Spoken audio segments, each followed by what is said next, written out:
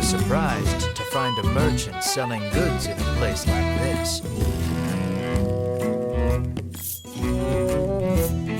You decide to take a look, and the merchant, well, you're in luck.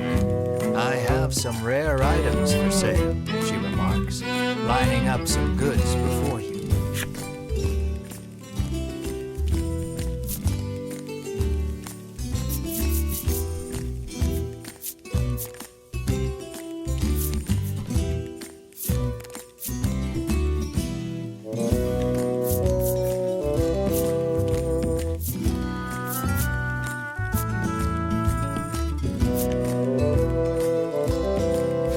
She begins closing her shop, saying she needs to stock up on wares again.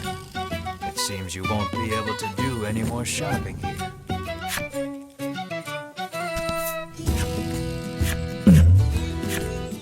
You pick up a scrap of paper dropped by some manner of monster.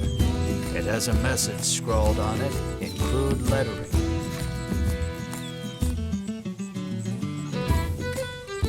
Clearly, whoever dropped this message did not want to forget where the stolen treasure is hidden. You stash the scrap of paper in your pack and resolve to keep an eye out for the treasure on your travels.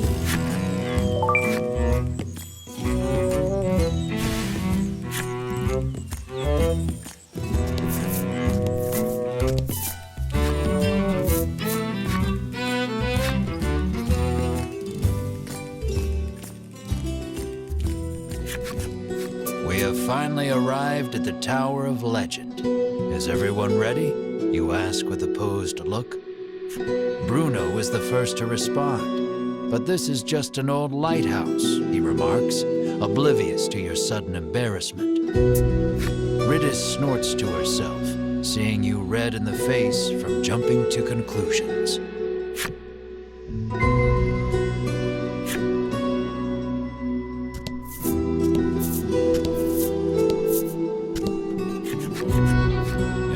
This sturdy door has a magic seal on it. Unfortunately, it is out of her realm of expertise. Ridis rolls up her sleeves and shouts, "Open Sesame!" You swear you have heard these words somewhere before. You all watch in silence as the door stays shut. You snort to yourself, seeing Ridis red in the face.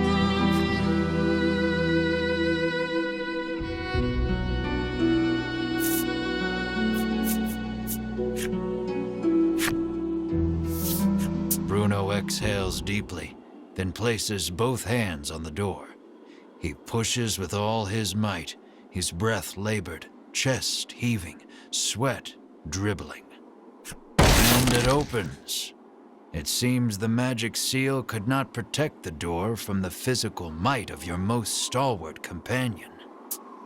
This is The power of power, Bruno pants, but you promptly ignore him and enter the tower.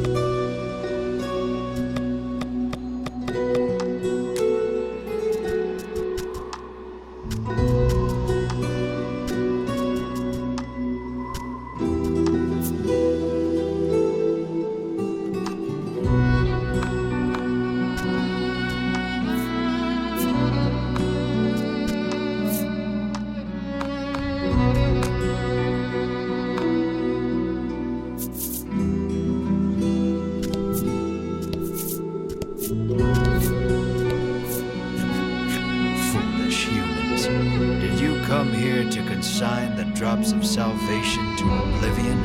The monster asks. It sounds like he is saying something important, but you do not understand it in the slightest.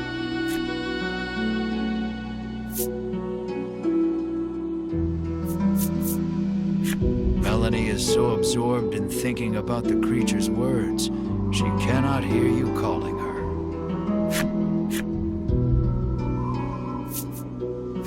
Riddis has given up on thinking and whistles an offbeat melody to herself. You have made a poor choice. While everyone is distracted, the monster attacks.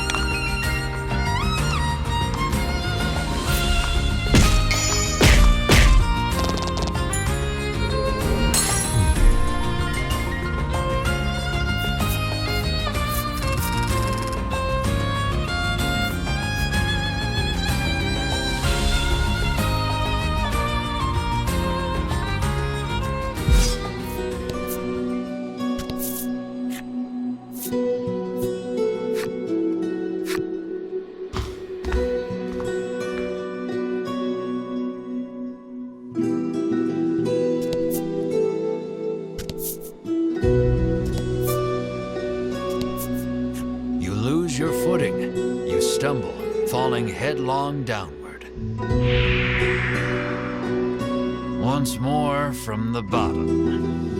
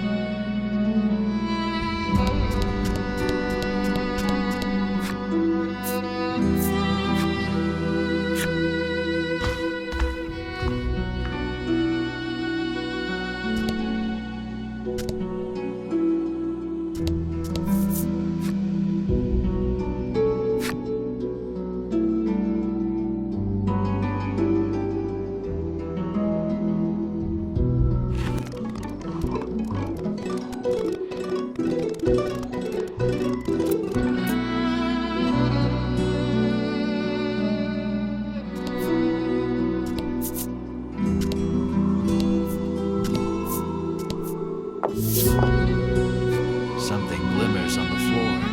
Melanie suggests it might be money. You are instantly upon the shining object, picking it up. Melanie asks why you have such a fixation with money. We were poor, so you begin. Then remember being serious isn't in your character. Leaving your past a mystery, you quickly throw aside the shiny piece of glass and move on.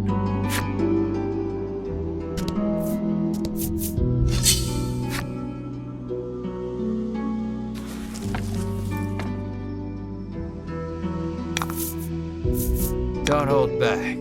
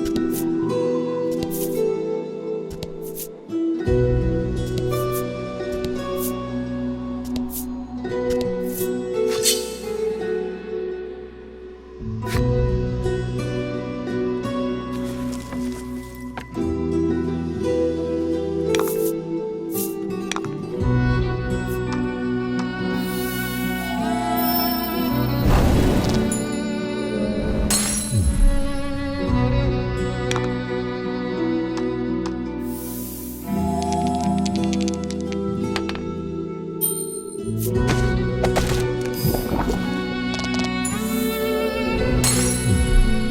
did great.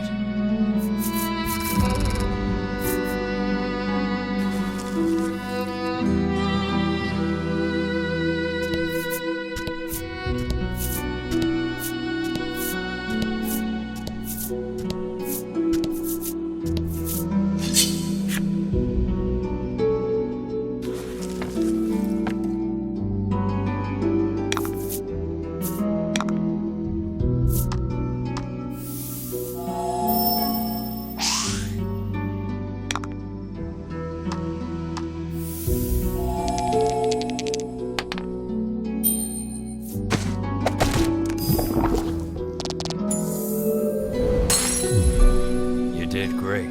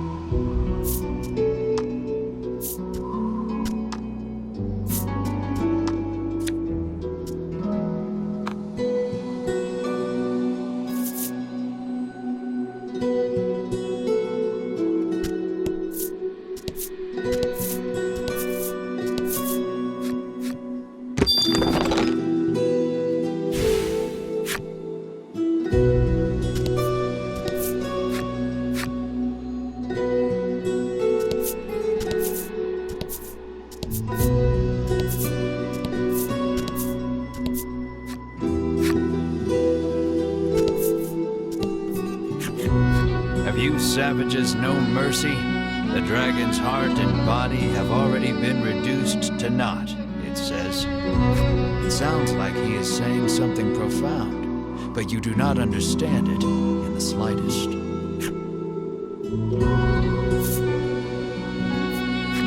Realizing the creature's words are beyond her comprehension, Ridis gives up on thinking and yawns loudly.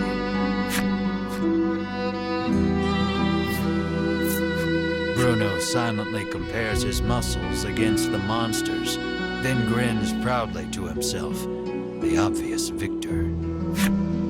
You feel your eye twitch, realizing that your comrades may be the death of you. While everyone is distracted, the monster attacks.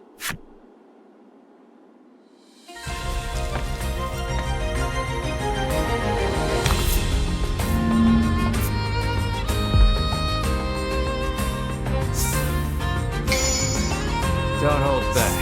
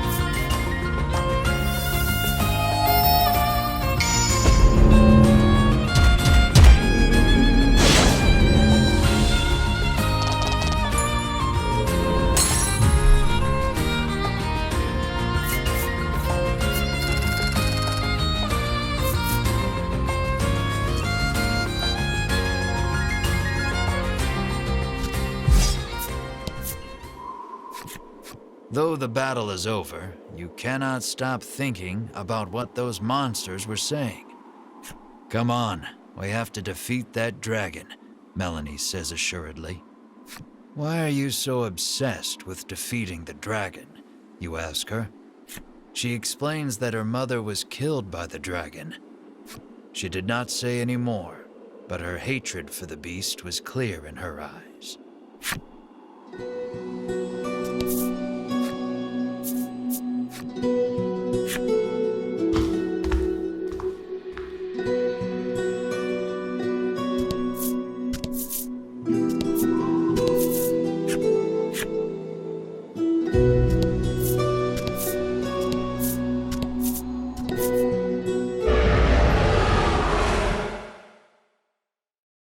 You hear the roar again.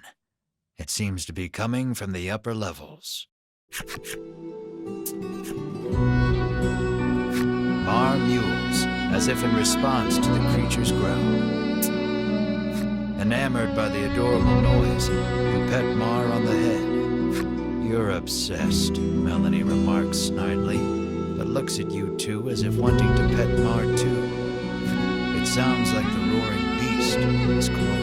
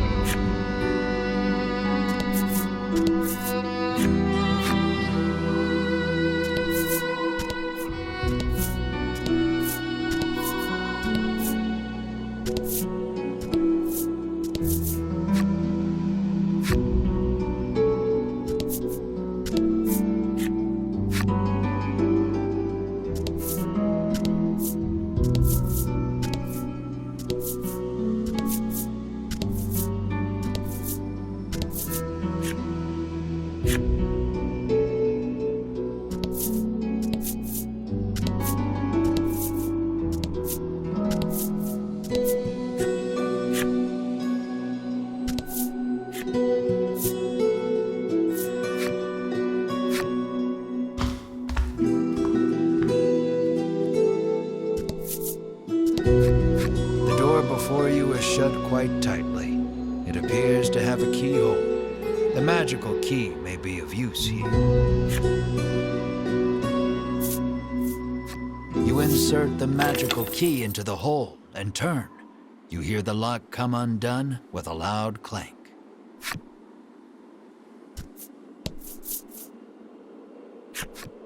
The dragon may be just ahead.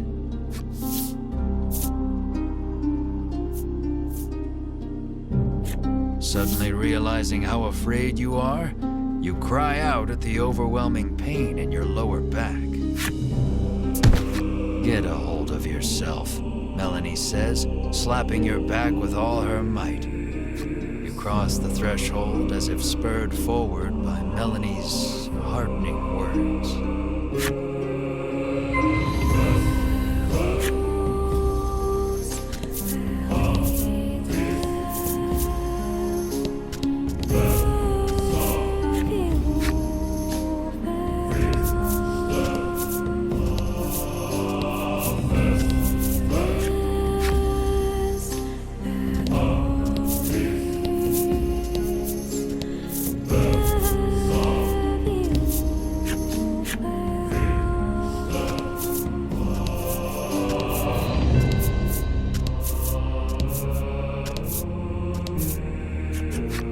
You have finally arrived. Before you stands the dragon you have been searching for. More assassins, the dragon sighs weakly. Whether or not the beast is weak, you care not. You muster up your courage and shout, "Prepare yourself, you big lizard."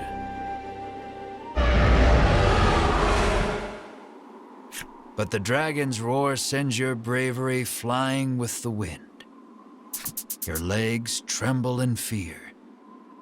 But no matter how scared you are, the dragon will not wait. It's kill or be killed, I suppose.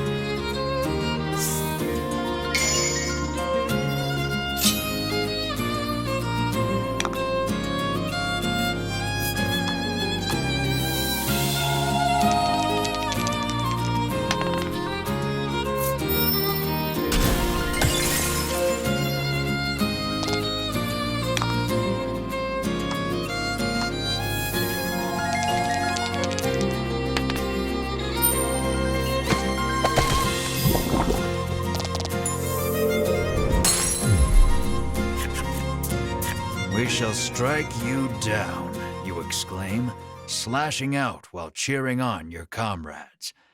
But at that moment, Vince appears.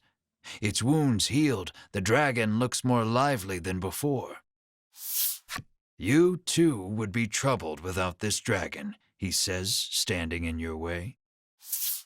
Stop spouting nonsense, the normally collected Melanie shouts. It seems Melanie has lost her composure before her mother's killer. She unleashes a fireball imbued with her hatred. But it is repelled by the dragon's tough scales. And the dragon returns the favor by spewing fire from its mouth. You seem to stand no chance against the revitalized dragon. Melanie looks distressed. Vince climbs atop the beast's back. The flapping of the dragon's wings sends forth one wind blast after the next.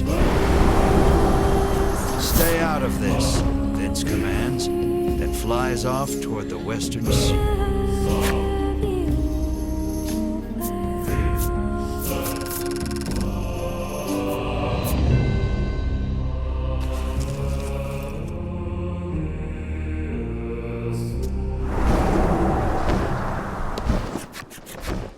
You worry for Melanie, who has been burnt badly by the dragon's fire.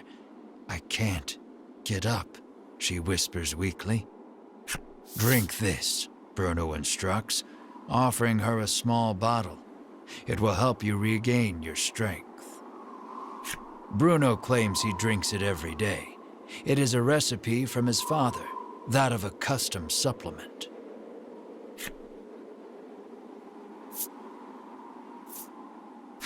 Make her drink it already, you cry, your panicked expression urging Bruno to give Melanie the supplement. Melanie has a bad feeling about it, but downs it all in a single gulp. And suddenly regains her strength. At ease with her recovery, you descend the tower.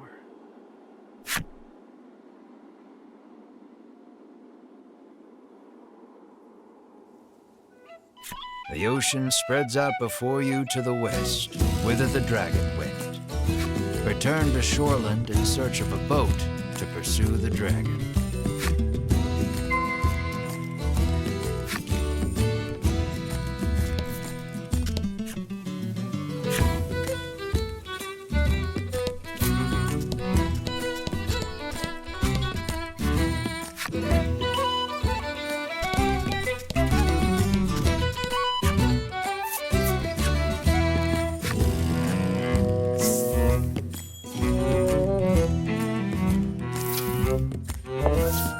When you return, Oreo approaches.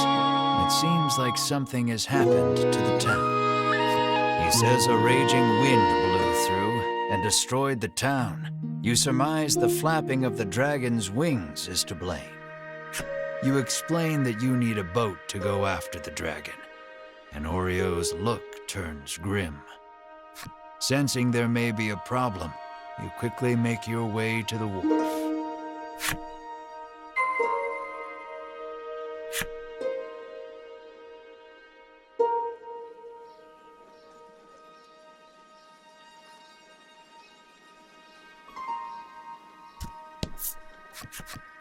The woman says the violent winds stirred up the sea, causing her precious ship to run aground. But if you can return her vessel to the water, she will gladly give you a ride. Your brows furrow, knowing that there is no way you could move a ship. Beside you, Bruno stretches, warming up his body.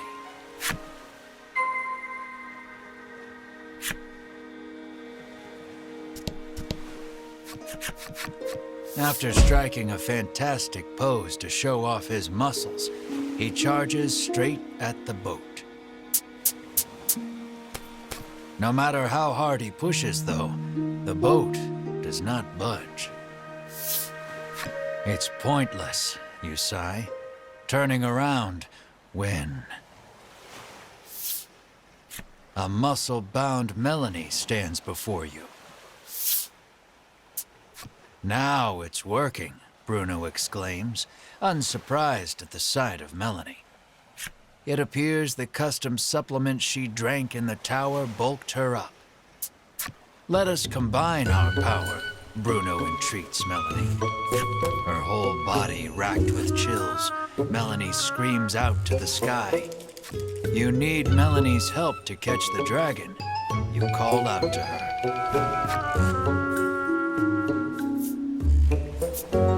Hoping to distract her from her shame, you shout out complete nonsense. But in the next instant, you receive a violent punch to the face and are sent flying. You hear your bones creak in a way you've never heard before.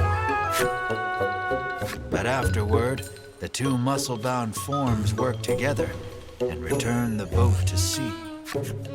I will never be a beautiful bride like this, Melanie mutters sadly. You're wrong, Bruno exclaims.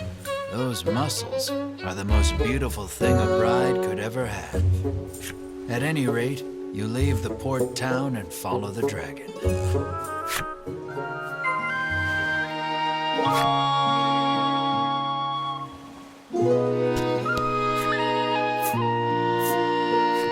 Just as you are about to leave, Oreo comes to see you off. It looks like he has something to say. According to him, the dragon flew to the west, where there is an island called Mount Medica. Rumor has it they are actively researching medicine on this island. He thinks he can use their knowledge in his work. Understanding his father's wishes, Bruno nods. Say no more. Mount Medica. Something stirs deep inside your chest, but you blame your imagination and board the boat without another thought.